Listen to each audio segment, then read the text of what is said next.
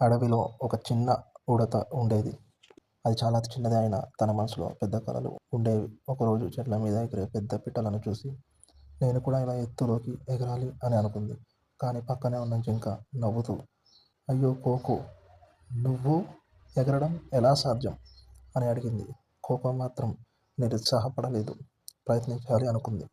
ప్రతిరోజు చెట్ల కొమ్మల మీద పైకి ఎగరడానికి ట్రై చేసింది. ఒక ఉదయం గట్టి గాలి వీచగా కోకో చుట్టూ పైభాగం నుంచి జారి కింద పడబోయింది. వెంటనే రెక్కలున్న పిట్టలు దాన్ని చూశాయి.